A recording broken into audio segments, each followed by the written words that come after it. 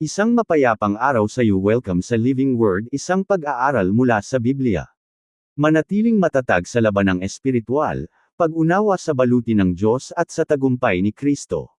Mga taga-Efeso Kapitulo 6 Versikulo 12. Sapagkat ang ating pakikipagbuno ay hindi sa dugo at laman, kundi sa mga pamunuan, sa mga kapangyarihan, sa mga tagapamahala ng kadiliman sa mundong ito, at sa masasamang espiritu sa mga dakong kalangitan. Ang mga taga-Efeso Kapitulo 6 Versikulo 12 ay isa sa pinakamalinaw na bahagi ng kasulatan tungkol sa katotohanan ng labanang espiritual. Habang tinatapos ni Apostol Pablo ang kanyang liham sa mga mananampalataya sa Efeso, ipinaalala niya sa kanila na ang buhay Kristiyano ay hindi lamang paglalakbay na may kinalaman sa moralidad o paniniwala, ito ay labanang espiritual. Ang bawat mananampalataya ay inilipat na mula sa kaharian ng kadiliman patungo sa kaharian ng anak na minamahal ng Diyos, mga taga-Kolosas Kapitulo 1 Versikulo 13. Kaya't hindi tayo dapat magulat sa pagsalungat na nagmumula sa mga puwersa ng kasamaan. Hindi isinulat ni Pablo ang mga salitang ito upang magdulot ng takot o labis na pagkaabala kay Satanas at sa mga demonyo. Sa halip, itinuturo niya ang sapat na lakas na nagmumula sa Diyos at ang tagumpay na nakamit na sa pamamagitan ni Hesukristo. Ang diin ng talatang ito ay wala sa kapangyarihan ng kaaway kundi sa kadakilaan ng Diyos at sa kahalagahan ng pananatiling matatag sa kanyang lakas. Ang iglesia sa Efeso ay namumuhay sa lungsod na kilala sa pagsamba sa mga Diyos-Diyosan, pag-anong ritual, o okultismo, at panlilinlang na espiritual, Gawa Kapitulo 19. Maraming mananampalataya ang nakasaksi mismo sa pagbabagong kapangyarihan ng Ebanghelyo laban sa mga puwersa ng kadiliman. Kaya't sumulat si Pablo ng may karunungan bilang pastol, na ipinapaalala na ang pinakamabigat nilang laban ay espiritual at hindi lamang makatao. Itinuturo ng talatang ito na bagamat tunay na may pagsalungat na espiritual, hindi tayo lumalaban upang makamit ang tagumpay, kundi lumalaban tayo mula sa tagumpay na nakuha na ni Kristo. Sa pamamagitan ng kanyang kamatayan, muling pagkabuhay, at pag-akyat sa langit, nagwagi na si Hesukristo laban sa bawat kapangyarihan ng kadiliman, mga taga-Kolosas Kapitulo 2 Versikulo 15. Ang mga mananampalataya ay tinatawag na manatiling matatag sa tagumpay na iyon sa pamamagitan ng pagsusuot ng buong baluti ng Diyos. Ang pangunahing katotohanan ng mga taga-Efeso Kapitulo 6 Versikulo 12 ay ito. Ang buhay Kristiyano ay labanang espiritual laban sa mga hindi nakikitang puwersa ng kasamaan, ngunit sa pamamagitan ni Hesukristo at sa kapangyarihan ng Diyos, tayo ay handang manatiling matatag sa pananampalataya, kabanalan, at katotohanan hanggang sa ganap na mahayag ang huling tagumpay. Ang liham sa mga taga-Efeso ay isinulat ni Apostol Pablo habang siya ay nakakulong sa Roma. Ang Efeso ay isa sa mga pangunahing lungsod ng Imperyong Romano at sentro ng kalakalan, pilosopiya, at pagsamba sa Diyos ang si Artemis, Diana.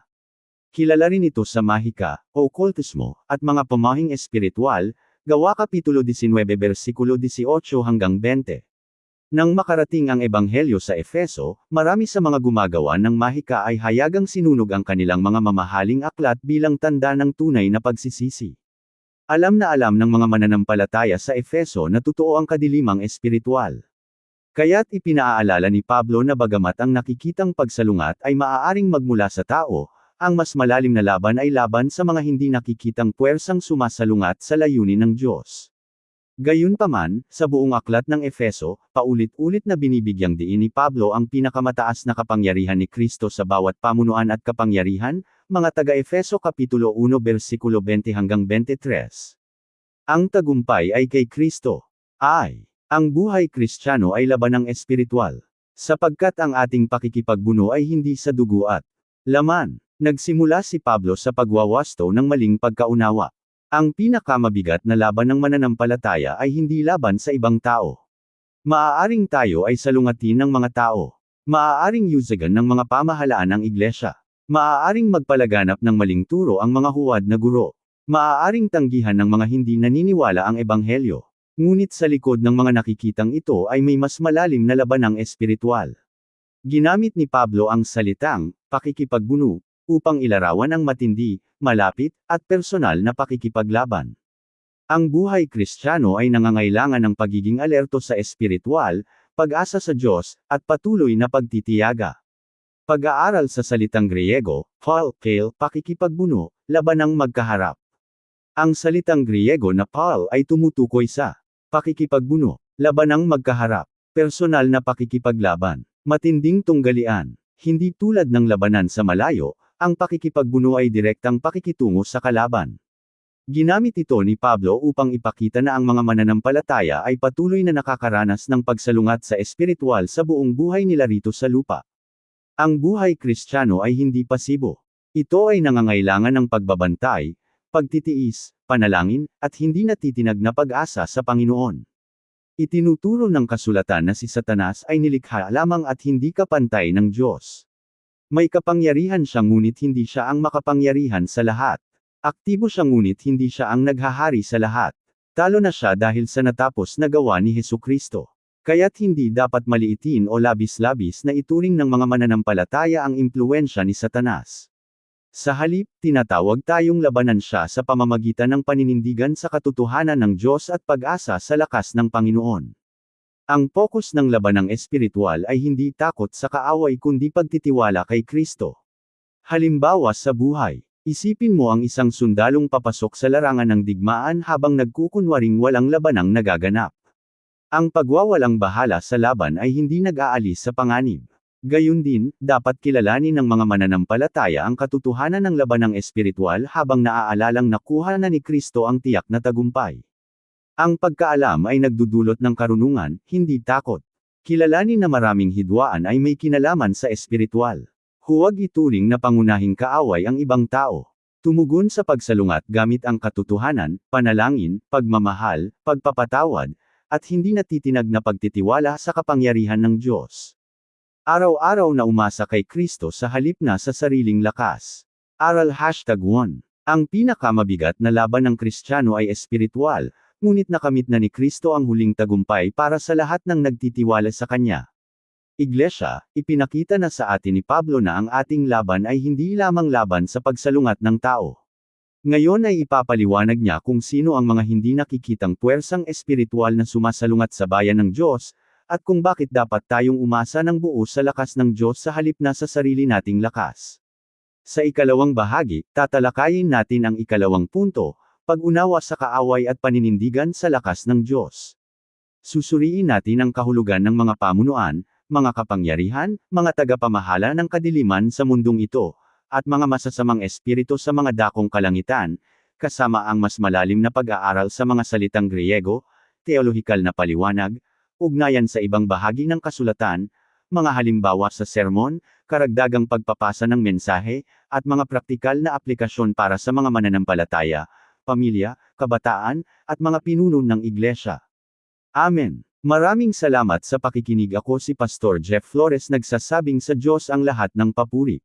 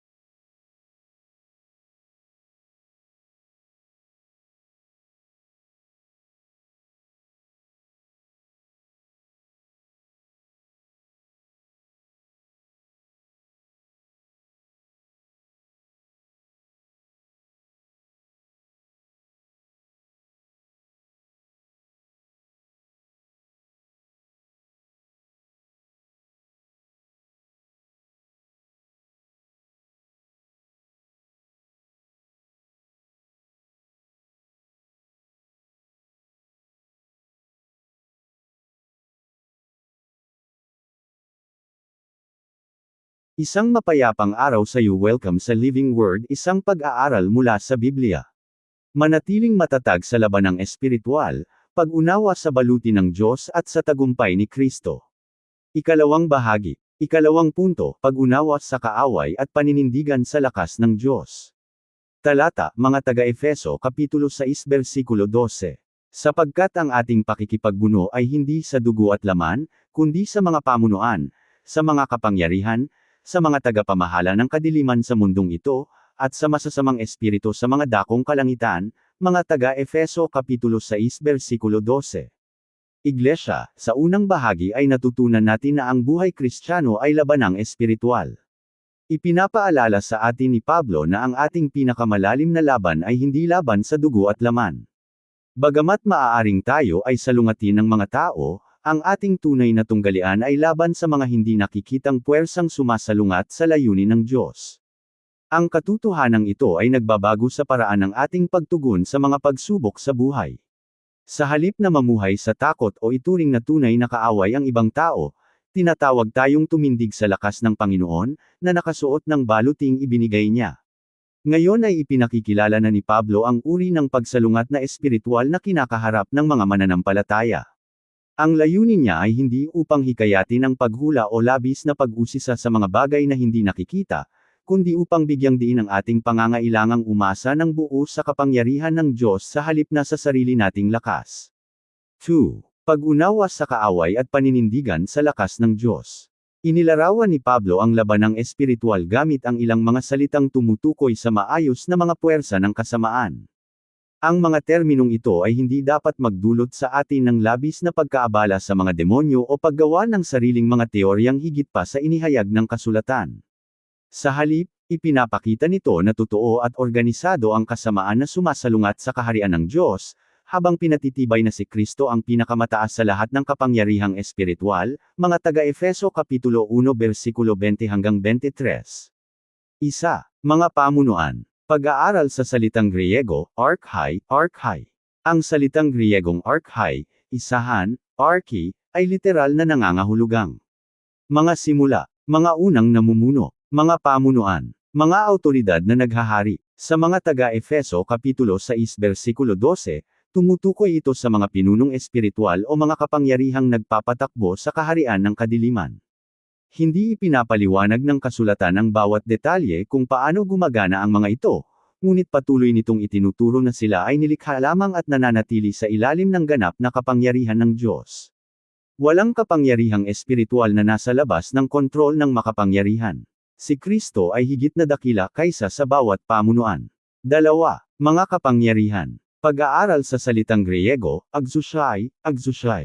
Ang salitang Griegong exousiai ay nangangahulugang mga autoridad, mga kapangyarihan, mga may hawak ng ipinagkatiwalang kapangyarihan.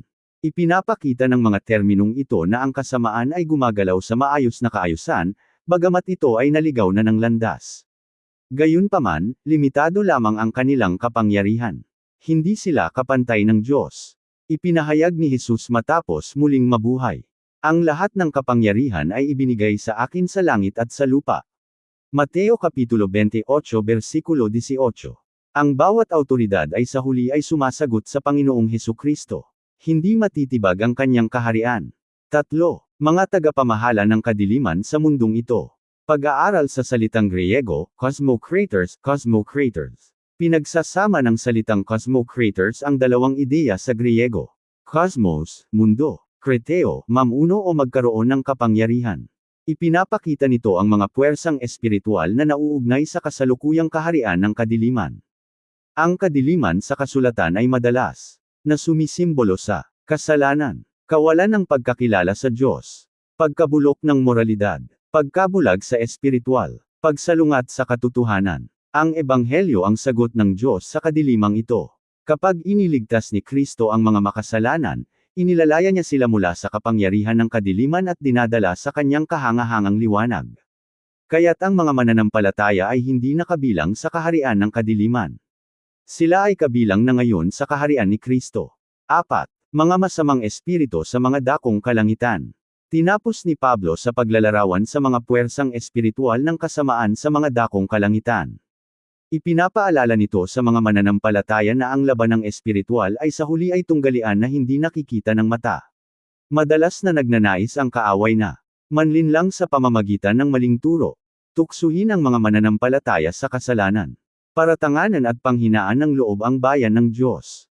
Pagwatakwat-akin ang mga pamilya at iglesia. Ilihis ang atensyon ng mga mananampalataya mula sa misyon ng Diyos. Gayunpaman, paulit-ulit na ipinapaalala ng kasulatan na mas dakila ang kapangyarihan ng Diyos kaysa sa lahat ng puwersa ng kasamaan. Ang tiwala ng mananampalataya ay wala sa sariling kakayahan kundi sa natapos na gawa ni Kristo. Ang layunin ni Pablo ay hindi upang palakihin si Satanas. Ang layunin niya ay upang palakihin si Kristo. Sa buong aklat ng Efeso, ipinahayag na ni Pablo na si Kristo ay itinaas ng higit sa lahat. Higit sa bawat pamunuan. Higit sa bawat kapangyarihan, higit sa bawat lakas, higit sa bawat kaharian, higit sa bawat pangalang binabanggit. Mga taga-Efeso Kapitulo 1 Versikulo 21. Sa krus, tinalo ni Jesus ang kapangyarihan ng kasalanan. Sa pamamagitan ng kanyang muling pagkabuhay, nilupig niya ang kamatayan. Sa kanyang pag-akyat sa langit, siya ay naghahari bilang Panginoon sa langit at sa lupa. Aktibo pa rin ang kaaway, ngunit hindi na siya nagtatagumpay. Ang kanyang pagkatalo ay tiyak na nakamit na sa pamamagitan ng tagumpay ni Kristo. Kaya't ang mga mananampalataya ay lumalaban mula sa tagumpay, hindi para makamit ang tagumpay. Ang ating tungkulin ay manatiling matatag sa tagumpay na nakuha na ng ating tagapagligtas. Sa buong Biblia ay makikita natin ang kapangyarihan ng Diyos sa mga puwersa ng kadiliman. Nagpaueyes si Jesus ng mga demonyo gamit ang kanyang salita, na nagpapakita ng kanyang ganap na kapangyarihan sa masasamang espiritu, Marcos Kapitulo 1 Versikulo 27. Bumalik ng may kagalakan ang 70 alagad dahil pati ang mga demonyo ay sumusunod sa pangalan ni Kristo, Lucas Kapitulo 10 Versikulo 17 hanggang 20. Sa Gawa Kapitulo 19, marami sa Efeso ang tinalikuran na ang okultismo matapos makaranas ng nagbabagong kapangyarihan ng Ebanghelyo. Ipinapahayag ng mga taga-Kolosas Kapitulo 2 Versikulo 15 na inalisan ni Kristo ng sandata ang mga pamunuan at kapangyarihan, at nagwagilaban sa kanila sa pamamagitan ng krus. Ipinapaalala sa atin ng mga talatang ito na ang focus ng laban ng espiritual ay hindi takot sa kadiliman kundi pagtitiwala sa Panginoon ng liwanag. Ang matibay na kastilyo. Isipin mo ang isang makapangyarihang kastilyo na napapaligiran ng mga kaaway. Sa loob ng mga pader nito, ligtas ang mga mamamayan dahil sa lakas ng kanilang hari. Ang kanilang katiyakan ay wala sa sarili nilang kakayahan kundi sa kaligtasang ibinigay ng namumunong nagtatanggol sa kanila. Ang kanlungan ng mananampalataya ay si Kristo mismo. Kapag nananatili tayo sa Kanya sa pamamagitan ng pananampalataya, pagsunod, panalangin, at Kanyang salita, tayo ay ligtas sa ilalim ng Kanyang ganap na pagtatanggol. Ang baluti ng sundalo. Ang sundalo ay hindi pumapasok sa laban na kalahati lamang ang suot na baluti. Kailangan ang bawat bahagi nito. Gayun din, hindi maaaring umasa ang mga mananampalataya lamang sa kaalaman, damdamin, o karanasan. Ibinigay na ng Diyos ang lahat ng kailangan natin upang magtiyaga sa espiritual sa pamamagitan ng Kanyang katotohanan, katwiran, kaligtasan, pananampalataya, Kanyang salita, panalangin, at banal na espiritu. Kapag binabalewala natin ang mga ito, nagiging mahina tayo sa espiritual. Kapag umaasa tayo rito, nananatili tayong matatag sa Panginoon. Para sa mga individual na mananampalataya, huwag maging labis na abala sa kaaway. Ituon ang iyong atensyon kay Kristo. Araw-araw na linangin ang buhay na may panalangin, pagbabasa ng Biblia, pagsamba, pagsisisi, at pagsunod. Tanggihan ang takot, alalahanin na si Kristo ang naghahari sa lahat ng kapangyarihan. Kapag tinutokso o pinanghihinaan ng loob, agad na lumapit sa mga pangako ng Diyos sa halip na umasa sa sariling lakas. Para sa mga pamilya, gawing lugar kung saan pinararangalan si Kristo ang inyong tahanan. Manalangin ng sabay ng Pelagian. Magbasa ng kasulatan ng sabay. Ituro sa mga bata na ang lakas sa espiritual ay nagmumula sa malapit na pagsunod kay Jesus, hindi sa takot sa kasamaan. Palakasin ang loob ng isa't isa na magpatawad, magmahal, at manatiling nagkakaisa kay Kristo. Ang pamilyang nakatayo sa salita ng Diyos ay pinatitibay laban sa panlilinlang at pagkakawatak-watek. Para sa mga kabataan, namumuhay ka sa mundong puno ng magkakaibang tinig, tukso, at maling ideya. Ingatan ang iyong isipan gamit ang kasulatan. Pumili ng mga kaibigang nagpapatibay sa iyong pananampalataya. Alalahanin na ang tunay na katapangan ay matatagpuan sa pagtitiwala kay Kristo sa halip na pagsunod sa karamihan. Ang iyong pinakamalaking proteksyon ay ang lumalalim na ugnayan sa Panginoon. Para sa mga pinuno ng iglesia, akayin ang bayan ng Diyos na tumingin sa kadakilaan ni Kristo sa halip na gawing paksa o panuurin ang labanang espiritual. Magturo ng tamang aral. Sanayin ang mga mananampalataya gamit ang buong payo ng Diyos. Hikayatin ang patuloy na panalangin, banal na pamumuhay, at tapat na pangangaral ng Ebanghelyo. Ang iglesyang nakasentro kay Kristo ay patitibayin upang manatiling matatag laban sa pagsalungat na espiritual. Iglesia, huwag matakot sa kadiliman. Lumakad sa liwanag ni Kristo. Huwag palakihin ang kaaway. Palakihin ang tagapagligtas. Huwag magtiwala sa lakas ng tao. Tumindig sa lakas ng Panginoon. Ang parehong Hesus na nagpayapa sa bagyo. Ang parehong Hesus na nagpalayas ng mga demonyo. Ang parehong Hesus na lumupig sa libingan. Ang parehong Hesus na nakaupo sa kanan ng Ama. Ay siya ring Panginoong lumalaban para sa kanyang bayan ngayon. Dahil siya ay nabubuhay, hindi tayo dapat matakot. Dahil siya ay naghahari, kaya nating tumindig. Dahil siya ay nagtagumpay, tayo rin ay magtatagumpay sa pamamagitan niya. Amen. Maraming salamat sa pakikinig. Ako si Pastor Jeff Flores, nagsasabing sa Diyos ang lahat ng papuri. Isang mapayapang araw sa iyo. Welcome sa Living Word, isang pag-aaral mula sa Biblia. Halika samahan mo ako ngayon sa pag-aaral. Manatiling matatag sa labanang espiritual, pag-unawa sa baluti ng Diyos at sa tagumpay ni Kristo. Ikatlong bahagi. Ikatlong punto, manatiling nagtatagumpay gamit ang buong baluti ng Diyos. Pangunahing talata, mga taga-Efeso Kapitulo 6 versikulo 12, KJV. Sapagkat ang ating pakikipagbuno ay hindi sa dugo at laman, kundi sa mga pamunuan, sa mga kapangyarihan, sa mga tagapamahala ng kadiliman sa mundong ito, at sa masasamang espiritu sa mga dakong kalangitan. Iglesia, natutunan na natin na ang buhay Kristiyano ay labanang espiritual. Nakita na rin natin na ang ating tunay na kaaway ay hindi mga tao kundi ang mga hindi nakikitang puwersa ng kasamaan na sumasalungat sa layunin ng Diyos. Gayunpaman, hindi tayo iniwan ni Pablo na nakatuon lamang sa kaaway. Sa halip, agad niya itinuturo sa atin ang paghahanda ng Diyos. Ang diin sa mga taga-Efeso Kapitulo 6 ay hindi kailanman sa kadakilaan ni Satanas, kundi sa kadakilaan ng Diyos. Ang katiyakan ng mananampalataya ay wala sa sariling lakas, karanasang panrelihiyon, o karunungan ng tao. Ang ating katiyakan ay nasa Panginoong Hesukristo, na tinalo na ang kasalanan, kamatayan, at bawat kapangyarihan ng kadiliman. Kaya't inutusan tayo ni Pablo.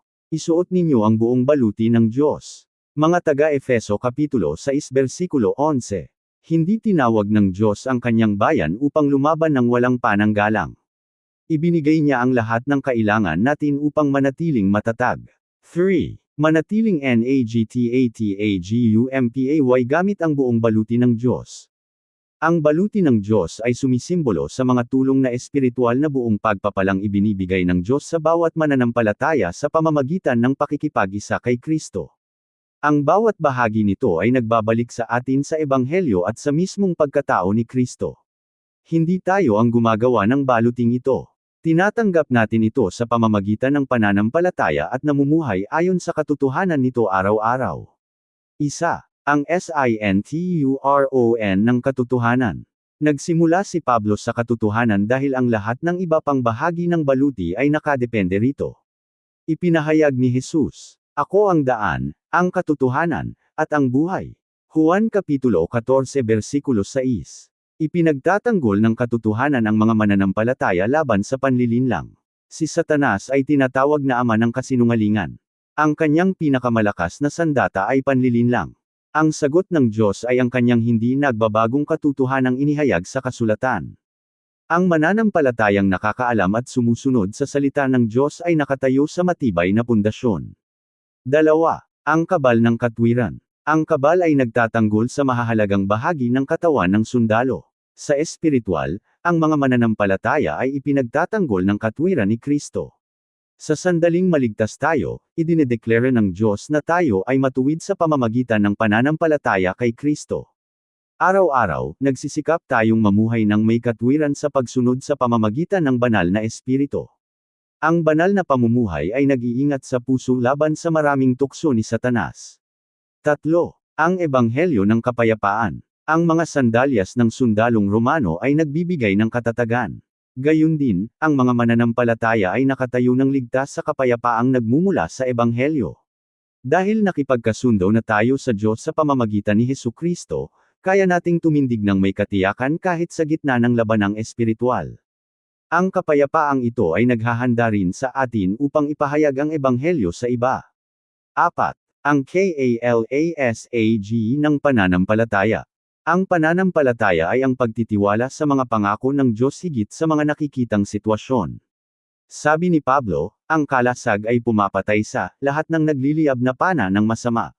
Maaaring magpadala ang kaaway ng pagdududa, paratang, tukso, panghihina ng loob, o takot. Sinasagot ng pananampalataya ang bawat pag-atake sa pamamagitan ng pagtitiwala sa pagkatao at mga pangako ng Diyos. Hindi itinatanggi ng pananampalataya ang mga pagsubok. Ipinapahayag nito na ang Diyos ay higit na dakila kaysa sa anumang pagsubok. 5. Ang helmet ng kaligtasan. Ang helmet ay nagtatanggol sa ulo ng sundalo. Ang katiyakan ng kaligtasan ay nag-iingat sa isipan ng mananampalataya. Dahil tinubos na tayo ni Kristo, hindi na natin kailangang mamuhay sa takot o kawalan ng katiyakan. Ang ating katiyakan ay wala sa ating sariling gawa kundi sa natapos na gawa ni Hesukristo. Ang katiyakang ito ay nagpapatibay sa atin upang magtiyaga ng may pag-asa. 6. Ang espada ng Espiritu. Ang espada ay tinukoy bilang salita ng Diyos. Hindi tulad ng ibang bahagi ng baluti, ito ay pananggalang at pang-atake rin. Ipinakita mismo ni Jesus ang kapangyarihan nito noong siya ay tinukso sa ilang. Sa bawat pagtukso ni Satanas, sumagot si Jesus. Nasusulat, inilalantad ng salita ng Diyos ang maling turo, tinatalo ang panlilinlang, pinatitibay ang pananampalataya, at inihahanda ang mga mananampalataya para sa bawat mabuting gawa. Ang igel siyang nakatayo sa kasulatan ay mananatiling matatag laban sa maling turo at pakikipagkompromiso sa espiritual. 7. Ang patuloy na panalangin. Tinapos ni Pablo ang paglalarawan sa baluti sa pamamagitan ng pagbibigay diin sa patuloy na panalangin. Ang panalangin ay pagpapakita ng ating ganap na pag-asa sa Diyos. Kung walang panalangin, sinusubukan ng mga mananampalataya na lumaban sa labanang espiritual gamit ang sariling lakas. Sa pamamagitan ng panalangin, hinihiling natin ang karunungan ng Diyos. Tumatanggap tayo ng lakas na espiritual. Ipinagdarasal natin ang iba. Tinatanggihan natin ang tukso. Nanatili tayong sensitibo sa banal na espiritu. Ang panalangin ay hindi opsyonal. Ito ang ugnayan ng mananampalataya sa Diyos. Ang ganap na tagumpay ni Kristo laban kay Satanas. Ang pinakamalaking pampalakas loob sa labanang espiritual ay ang katotohanang nakamit na ni Kristo ang tiyak na tagumpay. Sa pamamagitan ng kanyang kamatayan sa krus, nabayaran na ang ating mga kasalanan. Nasagot na ang lahat ng paratang ni Satanas. Natupad na ang kahatulan ng kautusan. Sa pamamagitan ng kanyang muling pagkabuhay, tinalo na ang kamatayan. Nakuha na ang buhay na walang hanggan. Nasira na ang kapangyarihan ng libingan.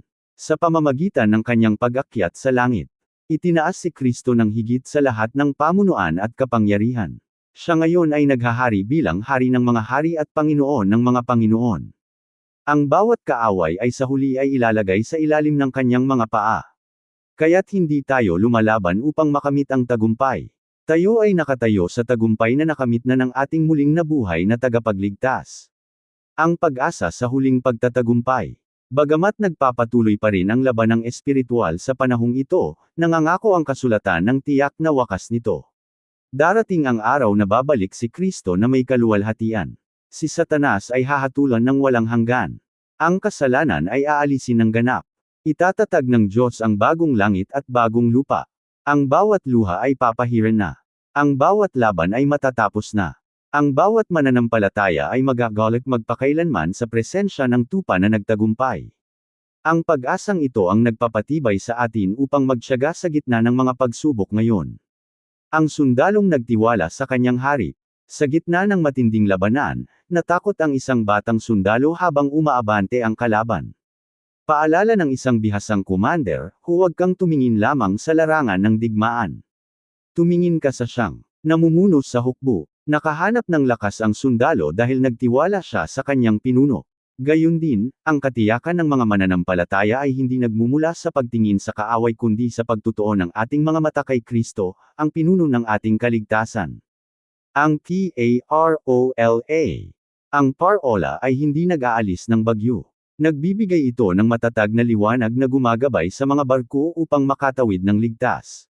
Si Hesukristo ang hindi nagbabagong liwanag ng mananampalataya. Kahit na umuungol ang mga bagyong espiritual sa paligid natin, ang kanyang katotohanan ay nananatiling matatag. Ang mga nakatingin sa kanya ay hindi madaig ng kadiliman. Para sa mga individual na mananampalataya, simulan ang bawat araw sa may katungkulang pag-asa sa Panginoon. Magbasa at pagnilayan ang kasulatan. Manalangin ng Pelagian. Mamuhay ng banal. Magtiwala sa mga pangako ng Diyos higit sa iyong nararamdaman o sitwasyon. Tandaan na ang iyong lakas ay nagmumula lamang kay Kristo. Para sa mga pamilya, itayo ang inyong tahanan sa salita ng Diyos. Manalangin ng sabay araw-araw. Ituro sa mga bata na kilalanin ang tukso at sumagot gamit ang katotohanan ng kasulatan. Hikayatin ang pagpapatawad, pagkakaisa, at pag-ibig na katulad ng kay Kristo sa loob ng tahanan. Ang tahanang nakasentro kay Kristo ay nagiging matibay na sandigan sa espiritual. Para sa mga kabataan, maraming tinig sa mundo ang nag-aagawan sa inyong katapatan. Piliin si Kristo higit sa pagiging sikat. Punuin ang inyong isipan ng katotohanan ng Diyos sa halip na panlilinlang ng mundo. Ugaliin ang panalangin at pag-aaral ng Biblia habang kayo ay bata pa. Ang pinakamatibay na pundasyon ay nabubuo sa araw-araw na pakikipag-ugnayan kay Jesus. Para sa mga pinuno ng iglesia, sanayin ang mga mananampalataya gamit ang buong payo ng Diyos.